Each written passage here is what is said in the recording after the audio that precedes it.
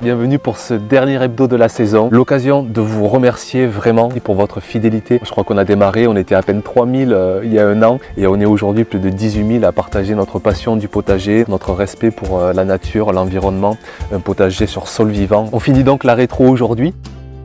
J'ai semé deux variétés essentiellement, les concombres blancs parisiens. Chaque plant m'a donné entre 7, 8 voire 10 concombres. Vu que j'en avais 3 au potager, vous faites le calcul, j'avais une trentaine de concombres. Je me souviens encore avoir le frigo plein. J'ai tutoré les concombres sur ce qu'on appelle du grillage mouton. C'est un grillage assez rigide avec des mailles assez larges. Ça a bien fonctionné et en même temps j'ai envie d'essayer un autre système l'année prochaine. Quelque chose de plus grandiose, j'ai envie de dire, de plus esthétique. Mais en tout cas, quoi qu'il en soit, je jouerai la verticalité. D'ailleurs, je vous le conseille aussi dans vos potagers. J'ai essayé aussi la variété Empereur Alexandre, elle est toujours aussi surprenante d'aspect. Vous avez vu cette peau crocodile marron écaillée, vraiment très surprenante. Comme bilan, l'année prochaine, comme souvent, partir à la découverte de nouvelles variétés parce que les concombres, vous avez des centaines de variétés différentes. Découvrir de nouvelles couleurs, de nouvelles saveurs, de nouveaux moments de bonheur. C'est toujours quelque chose de fabuleux au potager, comment on ne peut pas être séduit par ces plants qui envahissent des parcelles entières. C'est quand même assez dingue de voir ces feuilles de plants de courges majestueuses et puis surtout des récoltes absolument abondantes. Je fais un focus sur la réussite au niveau des courges sur le potager cette année, c'est les courges Mochata du Berry. Mochata du Berry. Là il y a 60 kg de courges Mochata qui arrivent. Je sens qu'on va être prêt pour l'automne.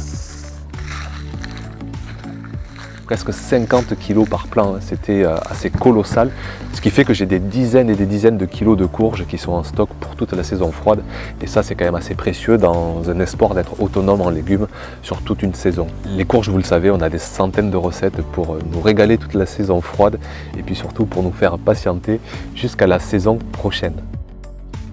Les courgettes, ça a été peut-être la plus grosse réussite de cette année. Les courgettes Cocozelle, regardez un petit peu la taille des feuilles avant de découvrir un peu plus tard dans la saison la taille des fruits. Complètement dingue, j'en ai eu des dizaines et des dizaines de kilos.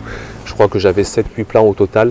Tout a été abondant, pas possible. Courgette jaune, c'est toujours assez fun au potager, déjà ça met de la couleur, ça apporte une note de diversité dans l'assiette et c'est toujours assez sympathique à faire. Le soleil y a joué, un goutte à goutte assez généreux pour vraiment arroser cette culture qui demande beaucoup d'eau. Le fait d'avoir bien étalé les plantations de mi-mai jusqu'à pratiquement mi-juillet, je crois qu'on a cueilli les premières courgettes fin juillet et on vient de cueillir les dernières il y a 15 jours, donc jusqu'à mi-octobre, presque 4 mois de récolte de courgettes, ça c'est génial. Simple objectif pour l'année prochaine, c'est d'aller découvrir de nouvelles variétés, aller tester de nouvelles saveurs. Les carottes, c'est une culture qui n'est jamais trop évidente au potager parce qu'il faut partir souvent du semis.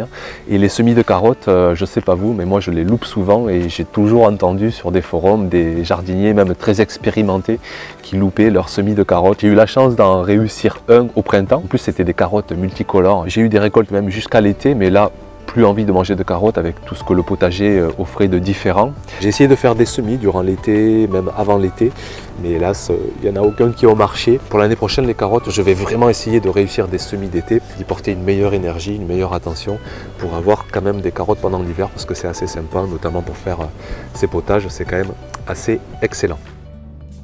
C'est là aussi une magie de la nature. Vous avez des blettes, alors avec cette chaleur qui revient, vous les mangez froides en salade et ça explose. Donc il suffit de les cueillir entières, bien sûr, les cardes avec les feuilles. Quand vous mettez des couleurs dans votre vie comme ça, comment vous voulez ne pas être heureux? C'est quand même extraordinaire ce que vous offre la nature. Je crois ne jamais vous avoir montré ce plant de basilic et pourtant il est absolument majestueux. J'ai pas été extraordinaire sur les aromatiques cette année, loin de là. Par contre, vous pouvez vraiment compter sur moi l'année prochaine et consacrer vraiment une partie du potager à travailler les aromatiques. Et quand ça vient du potager comme ça, que c'est tout frais, c'est absolument incomparable au niveau de la saveur, de la texture, de la fraîcheur. C'est encore une fois un énorme différentiel qu'on fait en ayant ça dans son potager plutôt que d'aller l'acheter dans le commerce. Les patates douces, juste waouh quoi, avoir un sol meuble, riche, humide. Les patates douces s'y sont régalées. On le voit avec les lianes qui ont été absolument colossales. Elles ont envahi les parcelles et du coup d'ailleurs ça faisait un paillage naturel.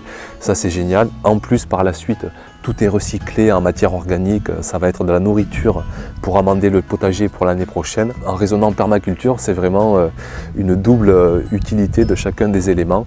Et bien sûr, donc le légume en lui-même, qui a l'avantage, le gros avantage même quand on est une famille comme la mienne, c'est que les enfants adorent les patates douces et c'est une occasion supplémentaire de leur faire manger des bons légumes du potager. Vous avez été aussi nombreux à me demander comment avoir des plants de patates douces. Alors moi ici, j'ai la chance d'avoir un horticulteur juste à côté qui propose au printemps des plants de patates douces, mais on peut aussi les faire nous-mêmes à partir de patates existantes que vous pouvez acheter donc soit dans le commerce, soit dans l'idéal venant de votre propre potager. On le verra cet hiver, il faut commencer vers la mi-fin janvier et on verra ensemble comment faire nos propres plants de patates douces. J'ai eu des très belles réussites avec notamment les choux lisses, qu'on appelle aussi des choux cabus. J'ai eu des semis de printemps qui ont très bien marché.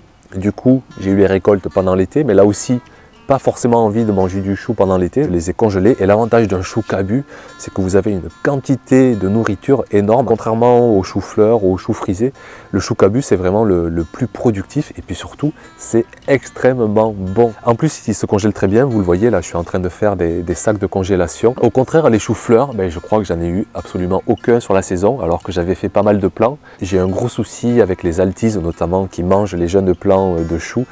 Je me pose même la question l'année prochaine, pourquoi pas de mettre les plants de choux sous des tunnels de protection. Je vois beaucoup de potagers avec des choux magnifiques, mais ce n'est pas le cas dans mon potager. Il faut que je continue à progresser, à me former, à échanger pour avoir une meilleure récolte l'année prochaine. Les premières aubergines arrivent au potager, ça y est, enfin j'ai envie de dire, parce qu'elles se font chaque année très désirées. L'aubergine avec le poivron notamment, ce sont des légumes qui ont besoin d'une extrême douceur, pour ne pas dire d'une extrême chaleur. Elles adorent le soleil, elles adorent les températures chaudes à partir de 25 degrés, c'est idéal pour elles et du coup elles se font parfois désirer.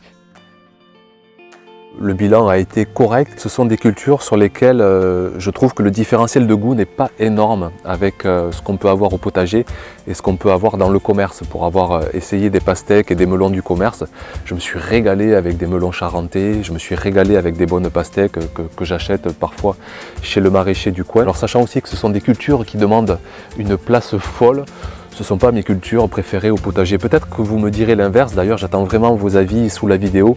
Dites-moi si vous avez des opinions différentes sur le melon et sur la pastèque. Par contre, vous avez été nombreux à me témoigner, à me partager des variétés originales. Et je pense que là, l'axe de progrès pour l'année prochaine, il va être ici. C'est d'aller essayer des variétés, que ce soit pour le melon ou pour la pastèque, aller chercher des variétés qu'on ne trouve pas justement chez le maraîcher, qu'on ne trouve pas au supermarché. Ah, elle fait bien celle-ci aussi. 4-5 kg facilement, et regardez, vraiment belle grosseur. J'ai semé du maïs multicolore, le fameux maïs glace gemme, et ça a été une féerie de couleurs au potager. Chaque épi était différent, c'est ça qui est incroyable en plus. Il y en avait qui avaient toutes les tonalités, les variétés de couleurs de rose, d'autres beaucoup plus multicolores. C'était absolument magique. D'ailleurs, j'en partage beaucoup avec tous ceux qui soutiennent la chaîne.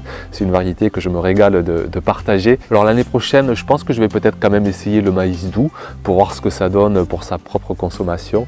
Et puis je referai, je pense, aussi du maïs multicolore parce que en plus, ça peut servir de tuteur pour d'autres récoltes. Je ne l'ai pas fait cette année, mais je sais que ça peut être associé avec des haricots, avec des courges.